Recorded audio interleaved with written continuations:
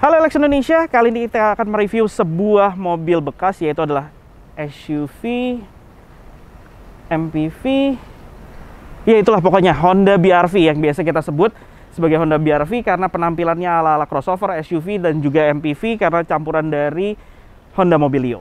Nah, kayak apa sih mobilnya? Tonton terus videonya untuk tahu lebih lanjut. Yuk!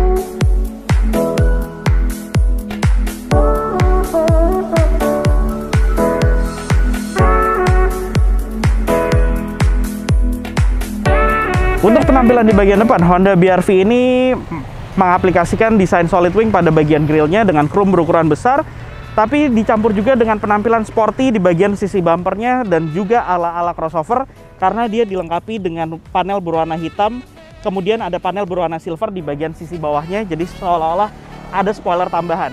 Yang memang sebenarnya untuk mobil ini bisa dikatakan apabila arahnya sebagai sebuah crossover, tapi dengan penambahan panel silver ini yang membuat sebenarnya mobil ini terlihat memiliki ground clearance yang malah lebih rendah.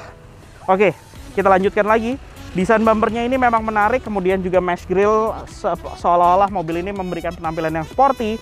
Kemudian untuk headlampnya sendiri dia sudah dilengkapi dengan headlamp berteknologi proyektor, tapi memang belum dilengkapi dengan lampu LED ataupun dengan bohlam xenon. Jadi di sini adalah lampu utamanya, kemudian juga lampu dimnya, sedangkan lampu sennya di bagian sisi pojok kiri kanan dan seluruhnya masih menggunakan bohlam halogen biasa. Begitu juga dengan fog lights-nya. Dia juga masih menggunakan bohlam halogen biasa dan sentuhan chrome itu hanya hadir pada bagian grill dan juga di sekitar fog lights-nya. Sedangkan di sekitar headlamp-nya ini adalah tambahan dari owner sebelumnya. Begitu juga dengan panel silver ini dan di bagian bawahnya, serta tulisan di bagian kap mesinnya ini adalah tambahan dari owner sebelumnya.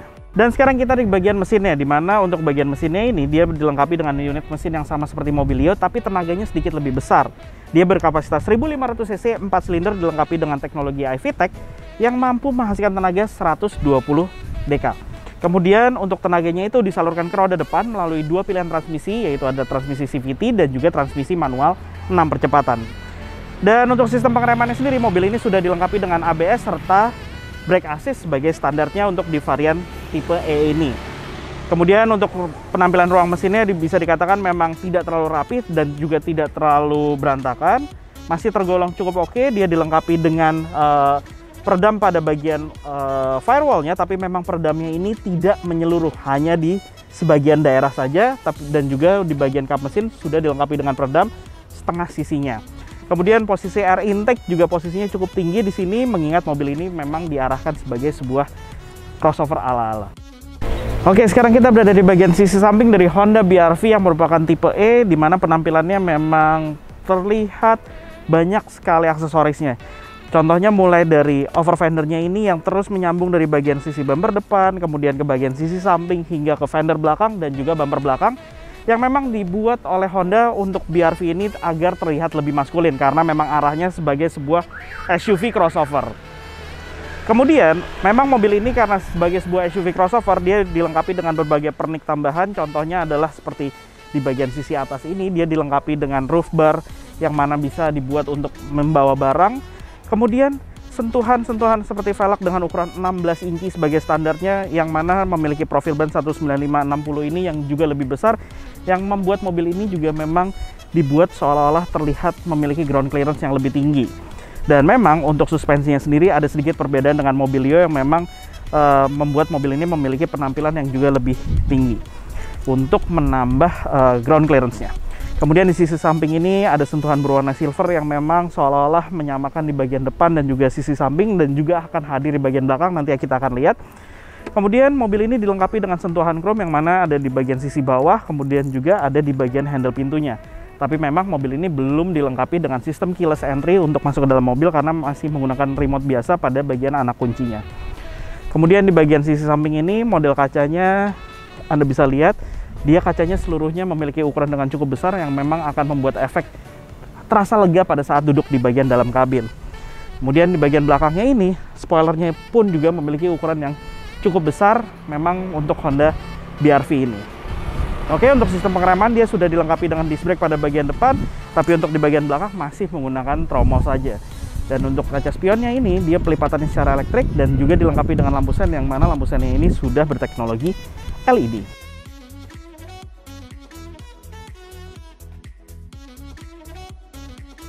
Nah, sekarang kita berada di bagian belakang Honda BR-V yang kebetulan ini adalah tipe E CVT yang merupakan varian yang tertinggi juga. Dimana memang untuk tipe ini dia dilengkapi dengan berbagai aksesoris penampilan yang membuat penampilannya memang terlihat lebih maskulin. Mulai dari bagian sisi bawah bumper yang seolah-olah mobil ini dilengkapi dengan sebuah spoiler yang menyatu juga dengan underguardnya, kemudian spoiler di bagian sisi atas, kemudian ada sentuhan chrome di bagian tengahnya, dan juga model lampu belakangnya ini yang sebenarnya seperti saudaranya yang lebih maskulin, yaitu adalah Honda CR-V yang modelnya menyambung seperti ini. Kemudian juga tekukan bumpernya di sini yang memang diimplementasikan dari kakaknya tersebut. Kemudian di bagian belakang ini, untuk lampu belakangnya sendiri, dia sudah dilengkapi dengan lampu ala-ala LED untuk lampu senjanya. Tapi untuk lampu remnya itu masih menggunakan bohlam biasa, kemudian juga lampu sen dan juga lampu mundurnya. Kemudian di bagian belakang ini dia juga sudah dilengkapi dengan third brake lamp, ada wiper kaca belakang, dan untuk varian ini dia sudah dilengkapi dengan kamera mundur, serta ada 2 buah sensor parkir.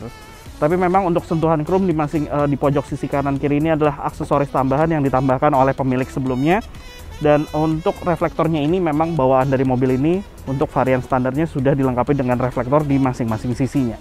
Oke, sekarang kita lihat ke bagian bagasinya yuk. Untuk akses buka bagasinya masih menggunakan tuas di sini, handle-nya.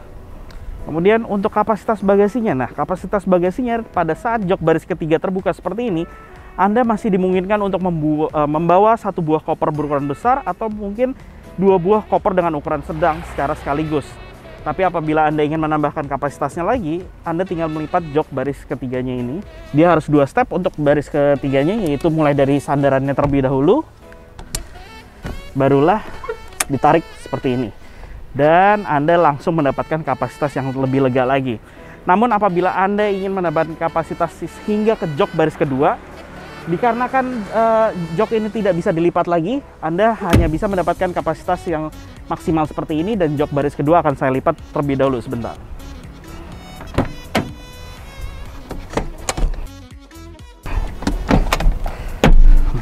Kapasitas bagasinya menjadi lebih banyak, tapi memang untuk di bagian bawahnya ini Anda tidak akan mendapatkan kapasitas yang sempurna apabila Anda membutuhkan yang selega ini saja. Tapi untuk di bagian bawahnya Anda tidak dimungkinkan karena pelipatan jok ini tidak dapat dilakukan secara sempurna ke bagian depannya lagi, karena ini adalah pelipatan yang paling maksimalnya.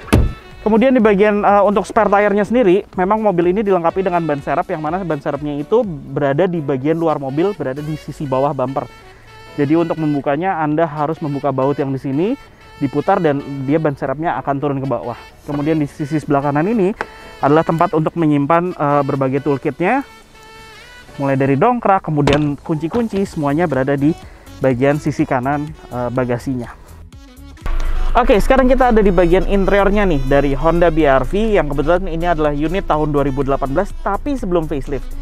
Perbedaannya itu hanya pada bagian head unitnya. Oke, tapi sebelum saya jelaskan ke head unitnya, kita jelasin overall dulu deh di bagian interiornya. Mungkin secara desain interiornya di bagian mulai dashboard, door trim, joknya, Anda sudah sangat umum sekali melihat mobil ini, karena memang dia memiliki dashboard yang digunakan juga di Mobilio, kemudian juga di Brio. Desainnya sama persis, kualitas materialnya sama persis. Hanya mungkin ada berbeda pada sentuhan warnanya, seperti contohnya panel-panel di bagian sisi kiri ini. Tapi sentuhan silver di sekitar kisi AC itu sama dengan Mobilio dan juga Brio di beberapa tipenya.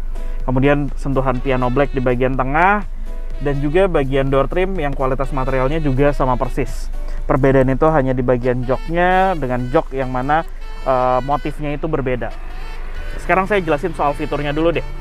Untuk fiturnya, kita bisa lihat dari instrumen cluster. Instrumen clusternya ini identik banget dengan kedua mobil tadi, yaitu mulai dari penunjuk putaran mesin, penunjuk speedometer, kemudian juga ada layar digital monokrom di sini, di mana itu semuanya persis. Kemudian ada layar kecil digital di sisi sebelah kiri khusus untuk transmisi otomatis yang memberikan informasi posisi tuas transmisi. Kemudian di sisi kanan ini ada layar MID dengan ukuran yang cukup besar, di mana dia menampilkan banyak informasi. Di situ ada informasi soal tangki bahan bakar, kemudian juga konsumsi bahan bakar secara real time, ada jam, odometer, dan trip meter. Kemudian bisa kita pindah. Kemudian ada jarak yang bisa ditempuh dari sisa bahan bakar yang ada di tangki. Kemudian juga jarak, maksud saya konsumsi bahan bakar secara rata-rata. dari 2 trip yang berbeda, kemudian juga ada pengaturan untuk jam. Sudah, itu aja informasi pada bagian MID-nya. Kemudian dari instrumen cluster ke lingkar kemudi. Di lingkar kemudi untuk tipe E seperti ini, tipe E bertransmisi CVT, dia dilengkapi dengan lingkar kemudi yang sudah ada airbag. Kemudian di sisi kirinya ini ada pengatur untuk audionya, jadi pengatur volume, channel, dan juga modenya. Di belakang lingkar kemudi, di sini sebelah kanan tuas untuk lampu sen, lengkap dengan untuk lampu utama serta lampu fog light. Sedangkan di sisi kiri adalah tuas untuk wiper kaca depan dan juga wiper kaca belakang, yang mana untuk wiper kaca depan sudah dilengkapi dengan fitur intermittent. Kemudian lingkar kemudinya sendiri di sini juga bisa diatur karena dia sudah ada tilt steering, tapi memang belum ada teleskopiknya. Oke, lanjut ke bagian tengah. Nah, yang saya perjelaskan di pertama kali, memang 2018 sebelum facelift ini mendapatkan head unit yang memiliki layar sentuh hanya berukuran 6,1 inci dan belum model floating. Tapi untuk sebelum facelift ini, Anda masih mendapatkan fitur Nano E, karena untuk setelahnya sendiri yang sudah facelift dengan model head unit floating dengan layar ukuran 8 inci itu sudah tidak ada fitur Nano E pada bagian AC-nya. Kemudian untuk bagian AC-nya dia sudah full digital, ya bisa dibilang sekitar 90%, karena 10%-nya ini adalah pengaturan untuk katup udara luar dan dalamnya itu masih model tuas seperti ini. Tapi untuk pengaturan blower, kemudian juga temperatur, pengaturan arah angin untuk ke bagian depan dan kaki itu, serta dia ada max cool-nya, itu seluruhnya full digital dengan tombol dan ada layar monokromnya di bagian tengah. Kemudian kita bicara lagi soal tempat penyimpanan. Tempat penyimpanan terbuka ada di sebelah kanan, di tengah, konsol tengah ini ukuran besar, kemudian di bawah konsol tengah ini juga ada dengan lengkap soket 12 volt, 2 buah cup holder, dan di bagian tengah ini sebenarnya ada tempat penyimpanan terbuka lagi, tapi ini sudah digantikan dengan armrest karena memang untuk tahun 2018 sebelum facelift ini sebenarnya belum dilengkapi dengan armrest seperti ini. Oke, untuk tuas transmisinya ini umum sekali pada bagian pada mobil-mobil Honda, modelnya sudah hadir dari Jazz generasi GD, yang mana modelnya simple banget di sini. Dia ada S dan juga ada low gear-nya, L-nya. Oke, kemudian tempat penyimpanan tertutupnya ada laci di sisi sebelah kiri dengan ukuran yang cukup normal, dan juga door pocket di masing-masing sisi yang mana juga dilengkapi dengan cup holder. Kemudian di sebelah kanan, nah ini karena mengingat mobil ini adalah varian yang cukup tertinggi, dia sudah dilengkapi dengan traction control dan di sini ada tombolnya yang bisa dinonaktifkan. Dan cara menonaktifkan sendiri, dia harus ditekan beberapa 2-3 detik barulah dia bisa benar-benar fully nonaktif. Kemudian di bagian door trim ini komplit. Di sini ada pengaturan untuk power window dan fitur auto hanya di bagian driver.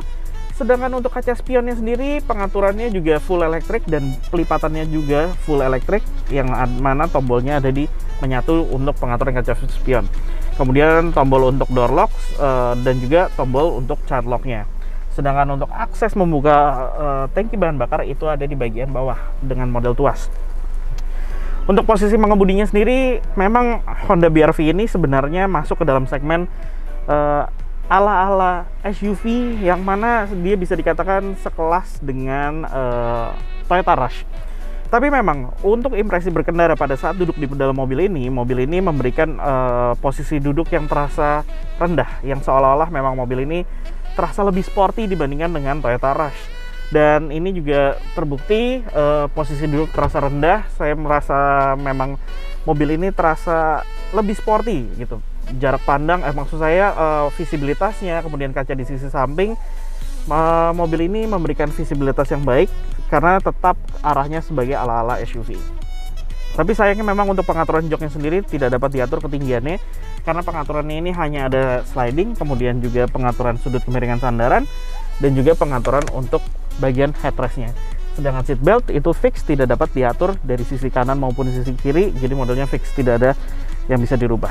Oke, untuk sistem keselamatan, mobil ini dilengkapi dengan airbag pada bagian pengemudi dan juga penumpang, serta seat belt 3 titik untuk masing-masing penumpang di bagian depan. Dan sekarang ke bagian atas, Anda mendapatkan sun visor lengkap dengan cermin, tapi tidak ada lampu penerangan, hanya ada lampu penerangan utama untuk di bagian depan dan masih bohlam halogen biasa. Nah, sekarang kita duduk di bagian kabin baris kedua dari Honda BR-V ini. Pada saat duduk di bagian belakang, memang mobil ini memberikan kelegaan kabin yang baik, dimana Anda bisa lihat di sini adalah legroom saya yang cukup lega, dan ini adalah posisi pengemudi saya dengan postur saya yang memang hanya 165 cm. Tapi Anda bisa lihat di sini legroomnya sangat lega, kemudian juga headroom yang lega, serta posisi duduk yang di bagian pahanya sendiri dapat ditopang dengan baik oleh dudukan bagian bawah. Kemudian sandaran yang juga cukup nyaman, tapi memang terasa cukup flat di bagian jok belakang ini. Kemudian headrest pun bisa diatur, dan juga sudut kemiringan sandaran bisa diatur. Namun memang tidak bisa terlalu rebah, ini adalah posisi yang paling maksimal. Tapi untuk perjalanan jauh ini sudah cukup menurut saya. Kemudian apabila Anda masih mendapatkan legroom yang kurang, Anda masih bisa dimungkinkan untuk memundurkan sedikit lagi jok baris kedua ini. Tapi apabila ada orang di bagian baris ketiga dan memiliki postur tubuh yang tinggi, jok baris kedua ini bisa dimajukan sampai segini banyak. Dan ini sudah cukup memberikan kelegaan bagi posisi penumpang di baris ketiga. Nanti akan kita perlihatkan. Oke, saya balikin ke posisi semula dulu. Kemudian di bagian belakang ini yang menyenangkan adalah lantainya sendiri. Lantai di bagian tengahnya ini memang ada sedikit tonjolan atau humpnya, tapi menurut saya tidak terlalu mengganggu apabila diisi oleh 3 orang secara sekaligus. Tapi memang mungkin posisi duduk di bagian tengah ini terasa lebih flat lagi ketimbang yang orang duduk di bagian sisi kanan ataupun sisi kirinya. Dan kemudian orang yang duduk di bagian tengah ini hanya mendapatkan seatbelt 2 titik saja, dan juga seatbelt 3 titik itu hanya untuk penumpang di bagian pojok sisi kiri maupun sisi kanan saja. Kemudian dia juga, orang penumpang di bagian tengah ini tidak akan mendapatkan headrest di sisi tengah. Dan yang menyenangkan lagi pada mobil ini adalah mobil ini dilengkapi dengan AC double blower, yang mana AC double blowernya ini menyemburkan udara dingin yang hampir sama persis dengan bagian kabin depan, karena dia memang adalah AC double blower yang sebenarnya. Dan modelnya pun cukup rapi karena dia terintegrasi dengan bagian plafon pada kabin mobil ini. Kemudian di bagian belakang ini kacanya juga ukurannya sangat lega sekali karena dia tidak ada pembelah kaca, dan membuat terasa pintunya seperti terasa panjang sekali. Jadi kabinnya terasa lega di bagian baris kedua ini. Kemudian kaki juga bisa selonjor ke bagian bawah jok baris pertama yang membuat nyaman pada saat Anda melakukan perjalanan jauh pada mobil ini. Dan ditambah lagi ada tempat penyimpanan yang cukup besar di bagian door pocket, yang mana di sini juga bisa diisi botol minuman di masing-masing sisi. Kemudian Anda mendapatkan backseat pocket untuk masing-masing sisi. Dan itu saja di bagian tengah, dan tidak ada lagi maksud saya Anda tidak mendapatkan armrest untuk jok baris kedua.